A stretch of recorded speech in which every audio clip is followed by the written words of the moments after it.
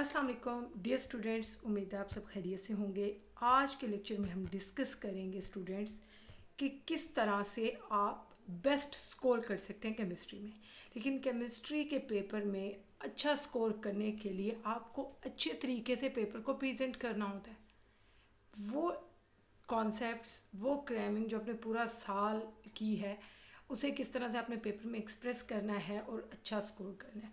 तो स्टूडेंट्स, कुछ important components हैं जिन्हें पेपर चेकर मद्देनज़र रखता है कि स्टूडेंट आंसर करते हुए अगर हेडिंग्स बना रहा है, सब हेडिंग्स बना रहा है, एग्जाम्पल्स दे रहा है, फॉर्मूला लिख रहा है, डायग्राम बना रहा है, ग्राफ बने हुए हैं, फ्लो चार्ट है, कोई टेबल बना हुआ है, कोई स्ट्रक्चर ड्रा हुआ है, इक्वेशन लिखी हुई है, या फिर इंपॉर्टेंट वर्ड्स हाईलाइट हुए हैं, या न्यूमेरिकल वैल्यूज़ हाईलाइट हुई हैं या अंडरलाइन हुई होती हैं। तो स्टूडेंट्स, ये वो सारे टिप्स हैं जिन्हें माइंड में रखा जाता है पेपर चेकिंग के दौरान। तो इन टिप्स को हम किस तरह से अपने पेपर में इम्प्लीमेंट कर सकते हैं, इसे मैं दिखाती हूँ आपको।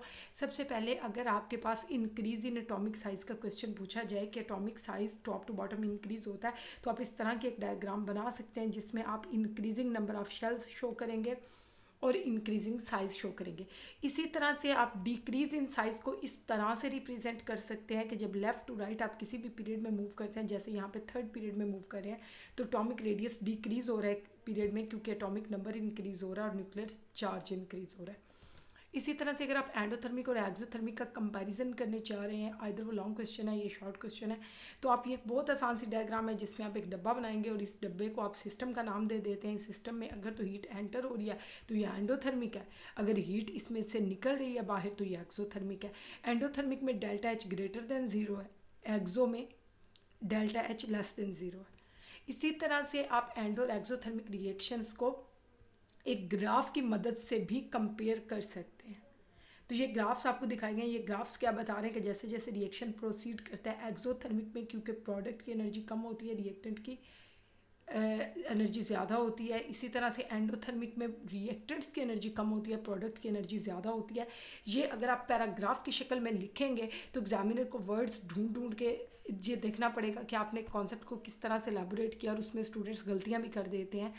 कुछ ऐसी मिस्टेक्स होती है कि जैसे टू फ्रॉम लगाते हुए आप लोग पूरे का पूरा कॉन्सेप्ट गलत कर देते हैं। तो इससे बेहतर ये होता है कि ये डायग्राम बहुत अच्छे तरीके से रिप्रेजेंट कर रही है आपके कॉन्सेप्ट को।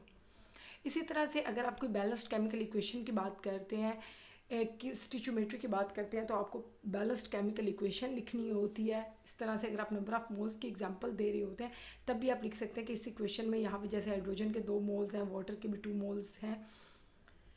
तो नेक्स्ट है, अगर आपके पास कोई डायग्राम नहीं बन सकती उस टॉपिक में, तो आप फ्लो चार्ट बना सकते हैं। स्टूडेंट्स, ये देखिएगा कि आपके पास अगर ये सवाल आ जाता है कि एम्पिरिकल फार्मूला कैसे डिटरमिन करते हैं, उसके लिए स्टेप्स लिखें, तो आप उन स्टेप्स को इस फ्लो चार्ट की शक्ल में लिख सकते हैं। तो ये एक बेहतरीन तरीका है अपने कॉन्सेप्ट को एक्सप्रेस करने का। और स्पेशली अगर लॉन्ग क्वेश्चन हो तो स्टूडेंट्स उसमें कोशिश करें कि एक फ़्लो चार्ट, एक फ़्लो डायग्राम बना दें, ताकि आपके क्वेश्चन की लेंथ भी इंक्रीज़ हो जाए और एग्जामिनर पे पेपर प्रेजेंटेशन का एक अच्छा इंप्रेशन भी चला जाए। नेक्स्ट है कि अगर कोई फार्मूला है तो उसे तो पुट करना ही करना है, जैसे यहाँ पे मैंने मोल्स का फार्मूला पुट किया है। इसी तरह से अगर आपके पास शॉर्ट या लॉन्ग डिफरेंस वाला क्वेश्चन आ जाता है, मोस्टली केमिस्ट्री में शॉर्ट क्वेश्चंस में डिफरेंस पूछा जाता है 2 या 2 से ज़्यादा चीज़ों में, तो वहाँ पे आपको कॉलम्स ड्रॉ करके, टेबल ड्रॉ करके आपको आंसर लिखना होता है। आप पैराग्राफ्स की शक्ल में कभी भी ना तो डिफरेंस लिखेंगे और ना ही कंपैरिजन लिखेंगे। दोनों चीज़ों के लिए, चाहे आपको 2 चीज़ों को कंपेयर करना है, मतलब उनकी सिमिलैरिटीज़ और डिफरेंसेस लिखने हैं, या फिर सिर्फ डिफरेंस लिखना है, तो आपको टेबल ड्रॉ करना होता है जो यहाँ पे आपको दिखाया गया। इसी तरह से अगर आप ऑर्बिटल्स की बात करें तो आपको उनकी शेप्स भी ड्रॉ करनी होती है। अगर आपकी बुक में उस चीज़ की शेप दी है तो मस्ट ड्रॉ करनी है। इसी तरह से ग्राफिकल रिप्रेजेंटेशन, अगर आपसे कोई कॉन्सेप्चुअल क्वेश्चन पूछा गया है और उस कॉन्सेप्चुअल क्वेश्चन में जैसे कि एक सवाल आता होता है कि प्रेशर और 1/v जो है उनके दरमियान अगर ग्राफ ड्रॉ किया जाए तो स्ट्रेट लाइन आती है, जस्टिफाई करें, तो आपको ये स्ट्रेट लाइन ड्रॉ करके ग्राफ तो जस्टिफाई करनी होती है।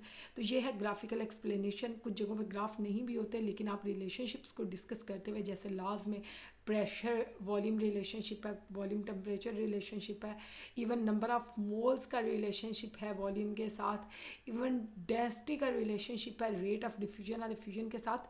तो आप इन लॉज को एक्सप्लेन करते हुए, अगर आपके पास लॉन्ग क्वेश्चन की फॉर्म में है, तो आप उस रिलेशनशिप को ग्राफिकली रिप्रेजेंट कर सकते हैं।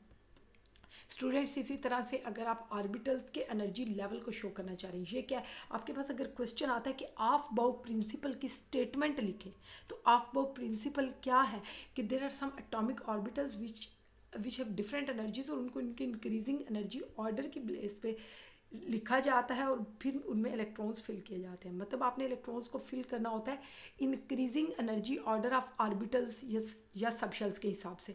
तो आपको उन सब शेल्स को पहले इंक्रीजिंग एनर्जी ऑर्डर में इस फिगर में रिप्रेजेंट करना है कि 1s की एनर्जी, ये फिगर क्या रिप्रेजेंट करिए कि 1s की एनर्जी लो होती है, 2s की उससे ज़्यादा, 2p उससे ज़्यादा, 3s उससे ज़्यादा, 3p की एनर्जी उससे ज़्यादा, 4s की उससे ज़्यादा, उसके बाद 3d है।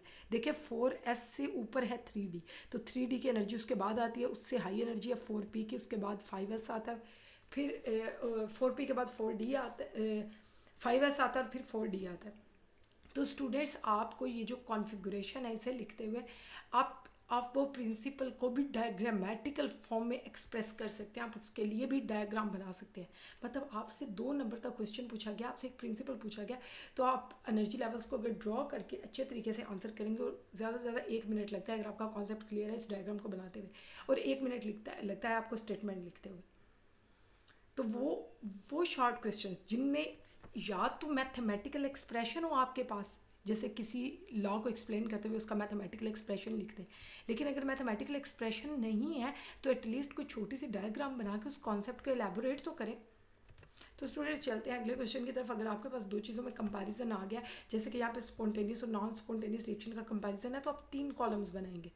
पहले में आप वो पॉइंट्स लिखेंगे जिन पॉइंट्स की बेस पे आप कंपैरिजन कर रहे हैं इन दोनों चीज़ों में, उसके बाद आप दोनों टॉपिक्स को कंपेयर कर लेंगे। तो स्टूडेंट्स इसी तरह ये एक बहुत मज़े का ग्राफ है, और ये आपके पास इलेक्ट्रोनेगेटिविटी के ट्रेंड को शो करने के लिए। हालांकि ये कॉन्सेप्ट आपकी बुक में नहीं दिया हुआ कि इलेक्ट्रोनेगेटिविटी, अब देखिएगा आपको पता है कि टॉप टू बॉटम इलेक्ट्रोनेगेटिविटी कम होती है, जैसे कि ये हैलोजेंस है, फ्लोरीन की सबसे ज़्यादा, क्लोरीन उससे कम, ब्रोमीन, फिर आयोडीन, फिर एस्टाटीन। तो ये आपको क्या शो कर रहा है, ये ग्राफ आपको एक तो इलेक्ट्रोनेगेटिविटी वैल्यूज़ बता रहा है एग्जैक्टली कि क्लोरीन की 3 इलेक्ट्रोनेगेटिविटी है, या कुछ जगहों पर 2.9 या 2.8 होती है। फ्लोरीन की 4 इलेक्ट्रोनेगेटिविटी एक्चुअली ये भी 3.98 समथिंग होती है। उसके बाद ब्रोमीन की इलेक्ट्रोनेगेटिविटी 2.8 है, जैसे कि आपके पास आयोडीन की 2.5 है। तो आप इस तरह से ग्राफ बनाएंगे, एक तो आपको अलग अलग वैल्यूज़ नहीं लिखनी पड़ती, या फिर आप इस ग्राफ को बना के इसके ऊपर एग्जैक्टली लिख दें कि ये 4 वैल्यू है, ये 3 है, ये 2.8 है, ये 2.5 है। तो आप क्या करते हैं, आप इस तरह से ग्राफ बना के वैल्यूज़ को एक्सप्रेस भी कर सकते हैं। तो स्टूडेंट्स ये बेस्ट तरीका होता है कि आप या तो कोई ग्राफ बना दें या कोई डायग्राम, जैसे कि स्टेट फंक्शन को एक्सप्लेन करते हुए कि स्टेट फंक्शन पाथ पे डिपेंड नहीं करता, जस्ट स्टेट पे डिपेंड करता है। तो आपके पास ये डायग्राम है जिसमें एक साइड पे बर्फ़ है, और बर्फ़ का टेम्परेचर भी आपने 25 डिग्री पे लेके जाना है, मतलब आप उसे हीटअप करते हैं तो आप उसे 25 डिग्री पे लेके जाते हैं। लेकिन एक आपके पास पानी है जो कि गर्म है, 50 डिग्री 100 डिग्री पे है, या तो उससे आप ठंडा करेंगे तो वो 25 डिग्री पे लेके जाएंगे।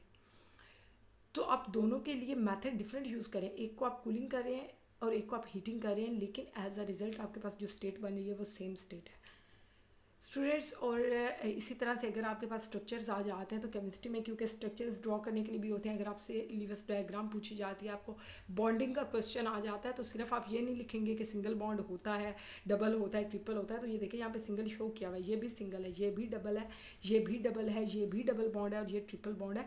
तो आपको इस तरह से डायग्राम्स बना के, इससे हम कहते हैं स्ट्रक्चर, आपको स्ट्रक्चर ड्रॉ करके केमिस्ट्री के पेपर में आंसर करना होता है। इसी तरह से अगर आपके पास ये आपको लोअरिंग ऑफ वेपर प्रेशर की बात करते हैं कि सोल्यूट के एडिशन से वेपर प्रेशर लोअर हो जाता है, तो उसके लिए ये डायग्राम है। इसी तरह से आपके पास वोल्टिक और गैल्वानिक सेल का कंपैरिजन अगर आ जाता है, तो उसके लिए भी आप टेबल ड्रॉ करेंगे।